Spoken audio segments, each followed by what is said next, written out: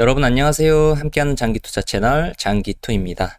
여러분들은 텐센트가 어떤 기업이라고 생각을 하시나요? 텐센트는 12억 명이 넘는 월간 활성 이용자를 가진 대륙의 카카오톡인 위챗과 월간 활성 이용자 6억 명에 가까운 QQ를 보유한 기업인데요. 거기에 게임, 동영상, 뉴스, 음악, 문학, 모바일 결제, 클라우드 서비스, 모바일 브라우저, 모바일 보안 등 안 하는 사업을 찾는 게 힘들 정도로 다양한 사업을 하고 있는 중국의 거대 IT 기업이에요. 그런데 계속되는 미중 무역 갈등으로 텐센트를 비롯한 중국 IT 기업들의 앱들이 미국에서 퇴출을 당하기도 했고요. 또 인도 정부와는 국경 분쟁을 벌이다가 인도 시장에서도 중국의 IT 기업들의 앱들이 퇴출을 당하기도 했어요. 거기에 한 발 더 나아가서 중국 공룡 IT 기업들은 중국 정부에게도 예쁨을 받지 못하고 있는 상황이에요. 시진핑이 연일 중국의 공룡 IT 기업들을 찍어내리면서 공동 부유를 외치자 텐센트는 자발적으로 한화 9조 원이 넘는 기부금을 눈물을 머금고 정부에 상납하기까지 했으니까요. 그런데 그렇게 9조 원이 넘는 돈을 기부금으로 냈는데도 중국 정부는 텐센트를 겨냥한 듯 고강도 게임 규제 정책을 내놓기까지 했어요. 미성년자는 평일에 아예 게임을 할 수 없고 주말에만 정해진 시간에 딱 1시간만 게임을 할 수 있다는 말도 안 되는 규제 정책을 말이죠. 이런 게임 산업 규제는 텐센트에게는 정말 치명적인 정책인데요. 얼핏 보면 텐센트는 위챗과 QQ와 같은 SNS 메신저가 사업의 핵심인 듯 보이지만 매출 구조를 살펴보면 전체 매출의 31%가 게임에서 나올 정도로 매출에서 가장 많은 비중을 차지하고 있는 사업부가 바로 게임 부분이기 때문이에요. 이렇게 텐센트는 미국에게도 인도에게도 자국 정부에게도 사랑을 받지 못하고 있는 그런 기업인데요. 이런 대외적인 영향으로 주가는 고점 대비 40% 가까이 떨어지면서 하염없이 추락을 하고 있는데요. 과연 앞으로 텐센트의 미래는 어떻게 될까요? 저는 일단 지금부터 상황을 보면서 텐센트를 분할 매수할 계획이에요. 왜냐면 저는 일단 대외적으로 나올 악재는 다 나왔다고 판단했기 때문이에요. 미국이랑도 싸워, 인도랑도 싸워, 호주랑도 싸워, 지금 중국이 안 싸우고 있는 나라가 없잖아요. 여기서 더 싸울 나라가 있을까요? 그리고 중국 당국이 규제를 하고 있는데 지금 텐센트가 납작 엎드리고 있기 때문에 최소한 기업을 없애버리지는 않을 것 같긴 해요. 그래서 여기서 더 최악으로 가봤자 규제를 더 심하게 하는 것인데 지금 나온 게임 규제가 주말에만 1시간씩 게임을 할 수 있게 하는 것이라서 여기서 더 심한 규제는 아예 게임 금지 말고는 없는 거잖아요. 그런데 아무리 일당 집권 체제의 공산당이라지만 현실적으로 21세기에 게임을 하지 못하게 막을 수 있을까요? 그리고 막는다고 그게 막아질까요? 저는 그런 이유로 대외적으로 나올 악재는 다 나왔다고 판단하고 있어요. 물론 지금 텐센트의 대외적인 상황은 암울 그 자체이지만 이미 나올 악재는 충분히 다 나왔으니까 이제 나올 건 호재밖에 없지 않을까요? 그리고 투자는 공포에 사고 환호에 팔라는 말이 있잖아요. 그리고 이런 공포조차도 너무 과장된 감이 있는데요. 원래 중국의 18세 미만의 게임 유저는 통계에도 잡히지 않을 만큼 작은 숫자였으니까요. 보시는 것처럼 중국에서 대부분의 게임 유저는 18세에서 44세가 차지하고 있을 뿐이에요. 이 점은 이번 분기 텐센트 어닝콜에서도 분명히 밝혔는데요.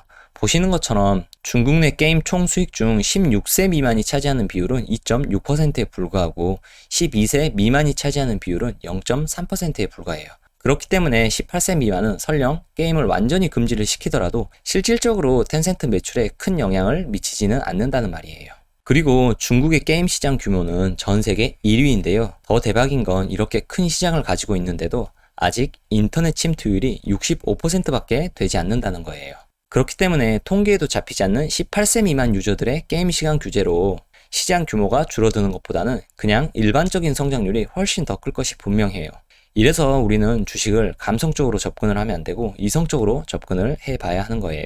그래서 저는 텐센트 기업 자체만 놓고 봤을 때 문제점이 없다면 대외적인 악재로 주가가 떨어진 지금이 투자하기에 최고의 시점이라고 판단하고 있어요. 그래서 지금부터는 텐센트 기업 자체만 놓고 분석을 해보도록 할게요. 일단 텐센트는 텐센트가 투자를 하고 있는 기업들을 보는 게 중요해요. 텐센트는 벤처 캐피탈 회사로 불릴 정도로 투자를 많이 하는 회사이니까요. 일단 게임 쪽만 살펴보도록 할게요. 텐센트는 리그 오브 레전드를 만든 라이엇 게임즈의 지분을 100% 가지고 있고요.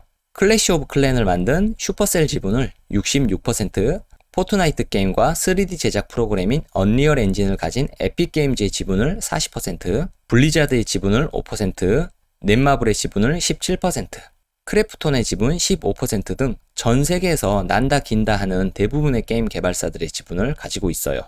그리고 리그 오브 레전드, 배틀그라운드, 포트나이트, 클래시 오브 클랜 등과 같이 유명한 게임들의 유통을 담당하고 있기도 해요. 그리고 이렇게 텐센트가 투자한 게임 기업들과 유통을 담당하고 있는 게임들은 중국뿐만 아니라 전 세계에서 수익을 발생시키고 있기 때문에 중국의 게임 시장이 조금 주춤하더라도 충분히 수익을 낼 수 있는 구조를 가지고 있어요. 물론 제 판단으로는 중국 게임 시장은 주춤하기는커녕 앞으로 무조건 더 커질 것이라고 생각하고 있어요. 그리고 중국에서는 텐센트 같은 중국 기업을 거치지 않고는 게임 유통이 불가능한 시스템이기 때문에 어찌 됐건 중국 시장에서는 텐센트 말고는 별다른 대안이 없는 상태이기도 해요. 그리고 여기 에픽게임즈는 유심히 한번 지켜봐야 하는데요. 나중에 텐센트보다 더 큰 공룡 기업이 될 저력을 가진 기업이기 때문이에요. 그런데 에픽게임즈는 비상장 기업이기 때문에 우리가 에픽게임즈에 투자를 하기 위해서는 지금 현재는 텐센트를 통한 간접 투자 말고는 방법이 없는 상태예요. 에픽게임즈와 관련된 내용은 제가 만든 위 영상을 참고해 주세요. 그리고 2020년 기준으로 중국에서 가장 많이 다운로드된 게임 1위, 2위, 6위를 텐센트가 차지하고 있는데요. 참고로 여기 게임 오브 피스가 배틀그라운드 중국 버전인 화평 정형이에요. 그리고 수익을 많이 낸 게임 앱 1위, 2위, 8위도 텐센트 게임이 차지를 하고 있어요. 그리고 중국의 안드로이드 스토어 1위는 구글의 플레이 스토어가 아니라 텐센트 앱 스토어인데요. 중국은 구글 같은 외국 기업이 사업을 하기에는 문턱이 굉장히 높기 때문에 텐센트에게는 오히려 유리하다고 볼 수 있어요. 그리고 중국 내 디지털 결제 1위는 알리바바의 알리페이이긴 하지만 전체 2위인 텐센트의 위챗페이와 전체 3위인 QQ페이를 합치면 사실상 1위는 텐센트라고 할 수 있어요. 그리고 중국 내 SNS 플랫폼 점유율 1위가 텐센트의 위챗이고요. 2021년 2분기 기준 위챗의 월간 활성 이용자 수가 12억 5,100만 명에 이른다고 해요. 그리고 SNS 앱의 평균 사용 시간도 위챗이 한 달에 29.2시간으로 다른 소셜미디어 앱들에 비해서 월등히 높아요. 그리고 중국은 유튜브가 안 되는 것 아시죠? 유튜브 대신 텐센트 비디오가 역시나 월간 평균 사용 시간이 8시간으로 1위를 기록하고 있어요. 그렇기 때문에 당연히 지금까지 텐센트는 매출이 연평균 20에서 30%씩 고성장을 해왔어요. 그리고 매출이 늘어나는 만큼 당연히 영업이익도 폭발적으로 늘어왔어요. 그리고 월스트리트의 많은 전문가들은 텐센트에 대한 향후 매출 성장성이 연평균 20% 정도는 될 것이라고 예상을 하고 있어요. 여기 40명이 넘는 애널리스트들이 미중 무역 분쟁과 인도에서 중국 앱 이용구 퇴출, 중국 내 게임 산업 규제와 같은 대외적 상황들을 모를까요? 절대로 그럴 일은 없을 거예요.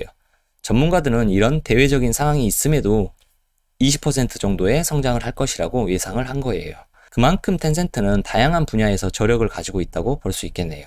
솔직히 12억 명이 쓰는 위챗이 쉽사리 바뀔 것이라고는 상상하기 어렵잖아요.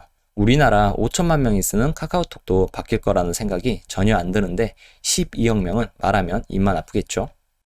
물론 이런 대외적인 상황으로 인해서 최근에 텐센트에 대한 컨센서스 매출 예측치가 다소 하향 조정되긴 했는데요. 그런데 말 그대로 소폭 하향 조정이었을 뿐 텐센트에서 도망쳐를 외쳐야 할 수준은 절대로 아니에요. 그리고 텐센트는 수익성도 굉장히 좋은 기업인데요. 그로스 프로핏 마진도 꾸준히 45%대를 유지하고 있고 오퍼레이팅 인컴 마진도 꾸준히 30%대를 유지하고 있고 넷 인컴 마진도 꾸준히 25%대를 유지하고 있기 때문이에요. 이 말은 100만원어치 삼계탕을 팔았을 때 닭과 같은 식재료 원가가 55% 정도를 차지하고 있어서 매출 총 이익이 45만원이고 여기서 인건비와 상가 임대료 등을 제외한 영업이익이 30만원 정도이고 여기서 세금을 뺀 진짜로 손에 떨어지는 순수익이 25만원 정도 된다는 말이에요. 그리고 이 정도면 정말 기업 운영을 잘하고 있다고 평가를 할 수 있어요. 그렇기 때문에 텐센트는 기업 자체만 놓고 보면 정말 나무랄 데가 없는 기업이라고 할 수 있어요. 그래서 그런지 지금 주가가 엄청나게 떨어졌음에도 밸류에이션이 그렇게 싸진 않아요. PER이 45배에 이르고 PSR은 9배가 되니까요. 그런데 제가 텐센트의 향후 3년 정도의 연평균 성장률이 20% 정도는 된다고 했죠.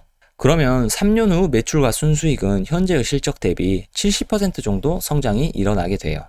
그러면 지금 주가 기준으로 3년 뒤 PER은 26이 되게 되고 PSR은 5배 정도가 되게 돼요. 그런데 지금과 같이 최악의 대외적인 상황에서도 텐센트 PER이 45인데 과연 3년 뒤에 텐센트의 PER이 26으로 떨어질 일이 있을까요? 그래서 만약 3년 뒤쯤에 대외적인 상황이 좋아져서 텐센트의 PER이 종전의 50배 이상으로만 형성이 된다면 3년 뒤 주가는 현 주가 대비 2배 이상은 충분히 상승할 여력이 있다는 말이 돼요. 그리고 저는 이 정도 주가를 목표로 텐센트에 투자를 진행하고 있어요. 여러분들의 생각은 어떠신가요? 댓글로 여러분들의 의견을 달아주시면 좋을 것 같아요. 자, 이제 정리해 볼게요. 텐센트 기업 자체는 정말 견실해요. 실적도 좋고 성장성도 좋고 수익성도 좋으니까요. 그럼에도 미국과 무역 갈등, 인도와의 영토 분쟁은 분명한 리스크가 맞아요.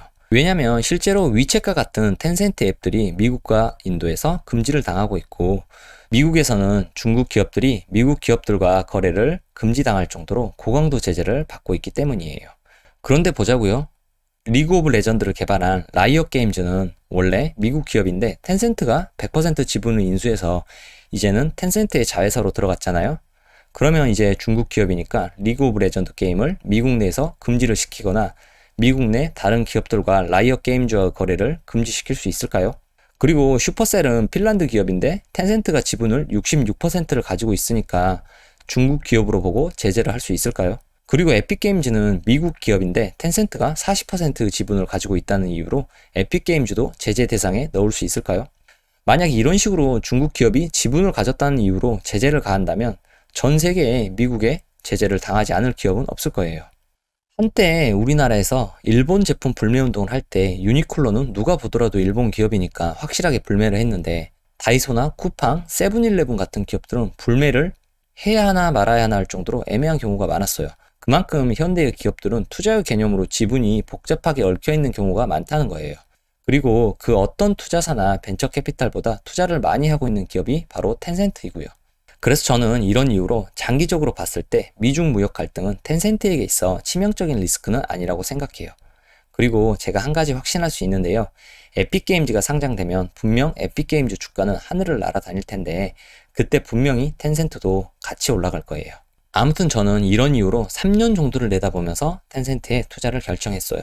목표 주가는 현 주가 대비 2배 정도이고요. 저는 앞으로도 미국이 중국에 대한 고강도 제재를 한 해 만에 중국 내에서 게임 산업 규제를 한 해 만에 하는 그런 상황은 크게 신경 쓰지 않을 거예요.